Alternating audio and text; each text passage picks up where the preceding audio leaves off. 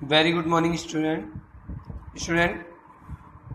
कल मैंने आपको उत्तल दर्पण के लिए फोकस दूरी, वस्तु की दूरी और प्रतिबिंब की दूरी में संबंध बताया था।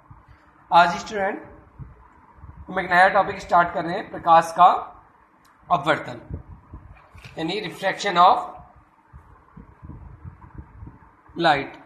जब प्रकाश की किरण एक माध्यम से दूसरे माध्यम में प्रवेश करती है तो वो अपने मूल पथ से कुछ विचलित हो जाती है। प्रकाशिकी की इस घटना को ही हम क्या कहते हैं? प्रकाश का अपवर्तन कहते हैं। आप देख सकते हैं हमारे पास एक पृष्ठ है। जब कोई प्रकाश की एक किरण इस पृष्ठ पर आपतित होती है, ऊपर वाला माध्यम विरल माध्यम है। विरल माध्यम कौन होता है? वायु वगैरह। और सघन माध्यम कौन सा होता है? कांच, जल आदि। तो जब कोई प्रकाश किरण किसी तल पर, कौन सा तल? जो दोनों माध्यमों को एक दूसरे से अलग करता हो, पर पड़ती है तो वह अभिलंब की तरफ थोड़ा सा झुक जाती है। और प्रकाशिकी की यही घटना क्या कहलाती है? प्रकाश का अपवर्तन। ठीक है स्टूडेंट। अगर ये प्रकाश किरण सघन माध्यम से विरल माध्यम में जा रही होती तो ये अभिलंब से थोड़ा दूर हट जाती। ठीक है। नेक्स्ट जो क्वेश्चन है इसमें एक ये नोट करना है आपको कि जो विरल माध्यम में चाल होती है प्रकाश की वो अधिक और सघन माध्यम में कम होती है। अब प्रकाश के अपवर्तन के नियम, जिस तरह प्रकाश के परावर्तन के नियम थे उसी तरह प्रकाश के अपवर्तन के नियम है। प्रकाश के अपवर्तन के दो नियम है। कौन कौन से नियम है? नंबर 1, पहला नियम कॉमन है, आपतित किरण, अपवर्तित किरण और अपवर्तित पृष्ठ में आपतन बिंदु पर खींचा गया अभिलंब तीनों एक ही समतल में होते हैं। दूसरा नियम, किसी विशेष रंग की प्रकाश के लिए आपतन कोण की जो ज्या होती है वो अपवर्तन कोण की ज्या के अनुपात के, जो आपतन कोण की ज्या और अपवर्तन कोण की ज्या का जो अनुपात है वो एक कांस्टेंट होता है, अर्थात एक नियतांक होता है। यानी sine I upon sine R equal to हो गया नियतांक। इसे आप इस तरह भी लिख सकते हैं, sine I upon sine R is equal to 1n2। 1n2 क्या है? इसका मतलब है पहले माध्यम के सापेक्ष दूसरे माध्यम का अपवर्तनांक। अभी अपवर्तनांक होता क्या है? रिफ्रैक्टिव इंडेक्स इंग्लिश में बोलते हैं। किसी एक माध्यम के सापेक्ष दूसरे माध्यम का अपवर्तनांक दोनों माध्यमों के अपवर्तनांक, दोनों माध्यमों में प्रकाश की चाल के अनुपात के बराबर होता है। वायु में, जैसे हमने एक एग्जांपल लिया, वायु में सापेक्ष जल का अपवर्तनांक, वायु में सापेक्ष यानी वायु के सापेक्ष जल का अपवर्तनांक। इसका मतलब क्या है? ANW का वायु के सापेक्ष जल का अपवर्तनांक, A for air, W for water, कितना होगा? वायु में प्रकाश की चाल अपॉन जल में प्रकाश की चाल। नेक्स्ट टॉपिक आता है हमारा निरपेक्ष अपवर्तनांक क्या है? किसी माध्यम का निर्वात के सापेक्ष, यानी अगर हम निर्वात के सापेक्ष अपवर्तनांक निकालें तो वो निरपेक्ष अपवर्तनांक कहलाता है। यानी NW, यहां निर्वात है इसलिए हमने कुछ नहीं लिखा है। जैसे यहां ANW लिखा वायु के सापेक्ष, तो इसलिए यहां खाली NW इक्वल टू निर्वात में प्रकाश की चाल बटे जल में प्रकाश की चाल। आपेक्षिक अपवर्तनांक क्या होता है? अगर दो माध्यम है, जैसे हमने ऊपर लिया था ये, ठीक है, तो दो माध्यमों के निरपेक्ष अपवर्तनांक के अनुपात को ही क्या बोलते हैं? हम आपेक्षिक अपवर्तनांक। यानी NW इक्वल टू कितना हो गया? इसे आप लिखेंगे NW अपॉन NA। यानी अगर दूसरा एग्जांपल लें, 1n2 इक्वल टू कितना हो जाता है? N2 upon N1। इसे आप चाहें तो इस तरह भी लिख सकते हैं।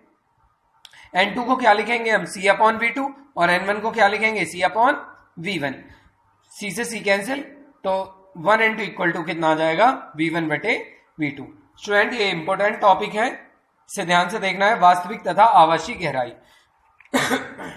अगर आप इसका ये जो डायग्राम है इसे समझ लें तो क्वेश्चन करने में ज्यादा कठिनाई नहीं होगी। स्टूडेंट ये मान सकते हैं आप, ये कोई कांच की स्लेब है, यानी कांच का कोई टुकड़ा है, इस पर यहां कोई वस्तु, यहां से दो प्रकाश किरणें चलती हैं। पहले प्रकाश किरण P से चल रही है और कहां पहुंचती है? M पर। M पर हमने एक अभिलंब खींच लिया, और जब प्रकाश किरण सघन माध्यम से विरल में जा रही है यानी वायु में जा रही है कांच से, तो वो अभिलंब से दूर हट जाती है। और यहाँ अपवर्तन कोण कितना हो गया इसका r, और ये कितना हो गया I।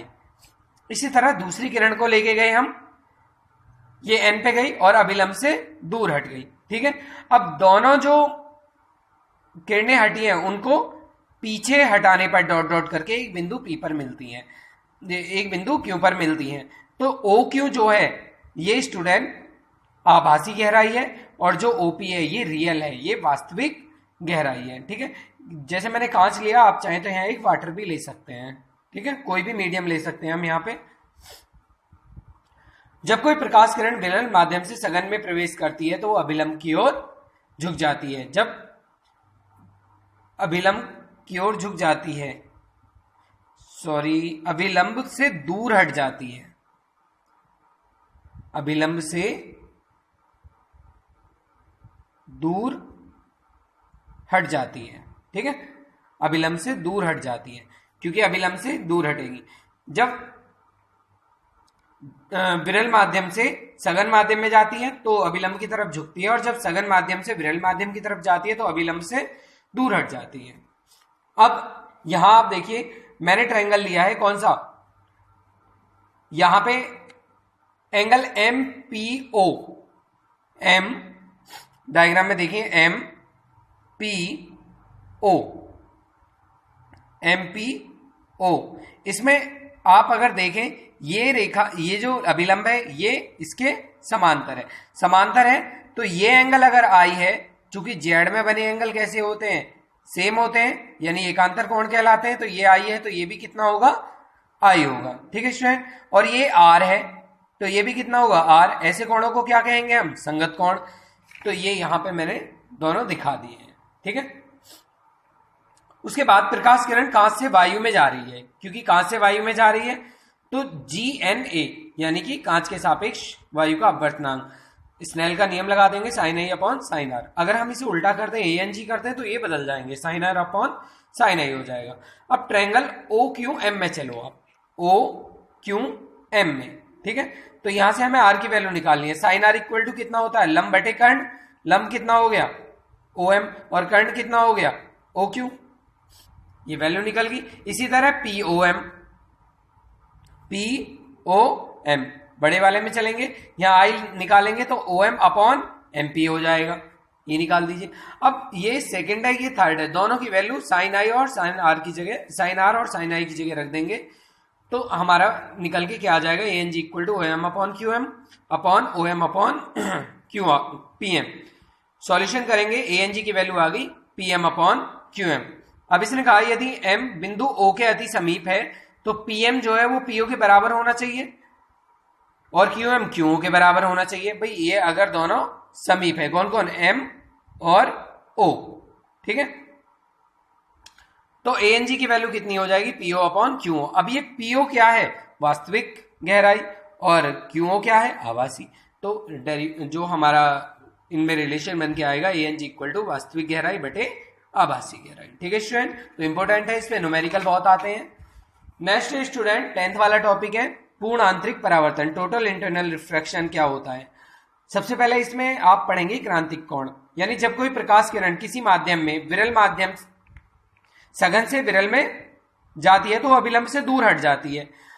आपतन कोण का मान, जैसे जैसे हम आपतन कोण का मान बढ़ाते हैं अपवर्तन कोण का मान भी बढ़ता जाता है। जब आपतन कोण का जो मान है, मतलब वह आपतन कोण जिसके लिए अपवर्तन कोण का मान 90 डिग्री हो जाए, वही क्या कहलाएगा, क्रांतिक कोण। इसे किससे डिनोट करते हैं, IC से। ठीक है, अब आपतन कोण को और बढ़ाया हमने, और बढ़ाते हुए इस तरह लेके चले गए कि अब जो किरण है वो आपतित ना होकर क्या हो रही, अपवर्तित ना होकर के क्या होने लगी, परावर्तित। तो यही घटना क्या कहलाती है, आंतरिक परावर्तन। तो इसका डायग्राम देखिए, पहले मैंने किरण यहां से गई है, ये किरण I2 ये मान लिया हमने, यहां से दूसरी किरण, ये पहली किरण, ये दूसरी किरण, तीसरी, ये चौथी। जब ये पहली किरण गई तो ये हो गया हमारा I1 एंगल मान लिया, तो ये क्या बन जाएगा, यहाँ पे R1 बन जाएगा। ठीक है, ये थोड़ी सी दूर हट गई I1 के लिए, इसका एंगल और बढ़ाया, ये और दूर हो गई, और बढ़ाया तो ये कहां पे आ गई, सरफेस पे आ गई। यानी अगर इस स्थिति के बाद मैंने एंगल यानी आपतन एंगल जो कोण जो है वो और बढ़ाया, तो जो हमारा अपवर्तन कोण था वो अपवर्तन कोण ना रह करके क्या बन जाएगा, परावर्तन। तो हमने यही करा I4 में, तो थोड़ा और एंगल बढ़ाया और हमारी ये कहां चली गई, जिस माध्यम से आई थी उसी माध्यम में लौट गई, और ये घटना क्या कहलाती है, प्रकाश का परावर्तन। स्नेल का नियम लगा दिया, sine I upon sine R equal to कितना होता है, n। अगर दो माध्यम है, एक 1 है एक 2 है, क्योंकि यहाँ दो माध्यम है तो 1n2 लिख दो, या n2 upon n1।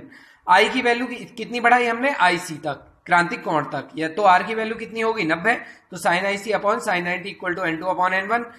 Sine IC equal to हो गया, क्योंकि साइन 90 की वैल्यू 1 होती है, n2 upon n1। Sine IC equal to, इन्हें हमने वेग के पदों में तोड़ दिया, c अपॉन v2, ठीक है, अपॉन c अपॉन v1, तो साइन IC इक्वल टू हो गया v1 अपॉन v2। तो ये साइन IC के सारे फॉर्मूले, इन दोनों में रिलेशन, इन दोनों में, इन दोनों में, या इन दोनों में, न्यूमेरिकल में आपको जो अच्छा लगे, जो फॉर्मूला सुटेबल हो वो पुट कर सकते हैं। ठीक है स्टूडेंट, आज के लिए इतना ही, बाय।